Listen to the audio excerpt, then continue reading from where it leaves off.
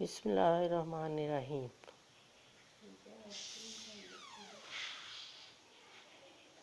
لوگ بدل تو نہیں، بس بے نقاب ہوتے ہیں، اور جب ایک بار ان کی شخصیت کا حقیقی رنگ نظر آ جائے تو کوشش کریں کہ اسے دوبارہ رنگنے کی بجائے کنارہ کر لیں۔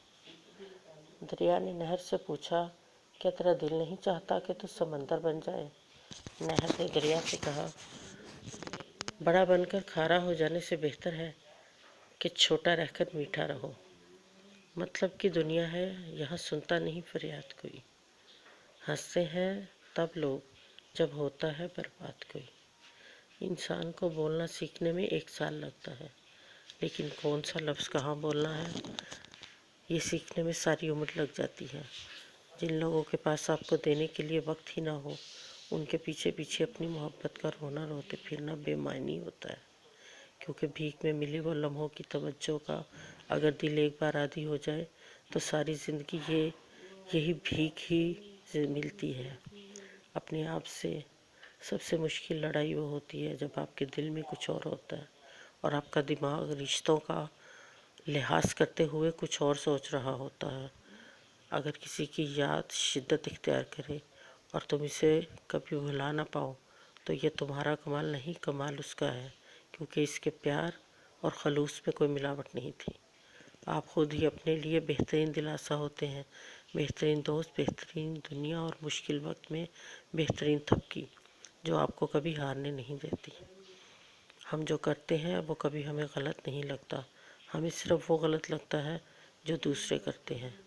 برائی ڈھونڈنے کا شوق ہے تو آئینے کا استعمال کیجیے، دوربین نہیں۔ لوگ جب پوچھتے ہیں کہ آپ کیا کام کرتے ہیں، اصل میں وہ حساب لگاتے ہیں کہ آپ کو کتنی عزت دینی ہے۔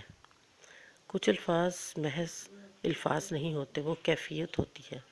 سمجھ جب ہی آتے ہیں جب خود آپ پر سے گزرتی ہے۔ بعض دکھ بھی گونگے انسان کی طرح ہوتے ہیں، جو نہ بتائے جا سکتے ہیں، نہ کوئی سمجھ سکتا ہے، بس چپ چاپ پالے جاتے ہیں۔ ہمیشہ خوش رہا کرو، کیونکہ پریشان ہونے سے کل کی مشکل دور نہیں ہو جاتی، بلکہ آج کا سکون بھی چلا جاتا ہے۔ کبھی کبھی ہمارے راستے میں آیا ٹوٹا پل برا نہیں ہوتا، وہ آپ کو ایک ایسی جگہ جانے سے روکتا ہے جہاں آپ کو نہیں جانا چاہیے۔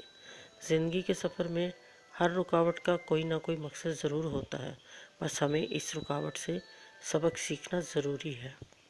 کوشش کرو جس کے لیے تم خود ترس رہے ہو، کوئی دوسرا آپ کی وجہ سے نہ ترسے، پھر چاہے وہ رشتے ہوں، خوشیاں ہوں یا سکون ہو۔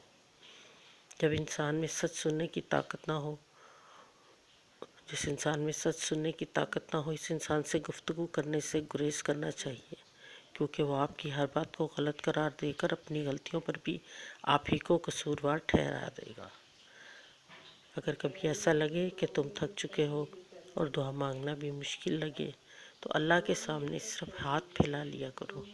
تمہارے پھیلے ہاتھ اس بات کا ثبوت ہے کہ تم رب کائنات کے محتاج ہو، اور میرا رب تو خاموشیوں کو بھی سن لیتا ہے۔ Thank you. Please subscribe my channel, like, comments and share. Thank you.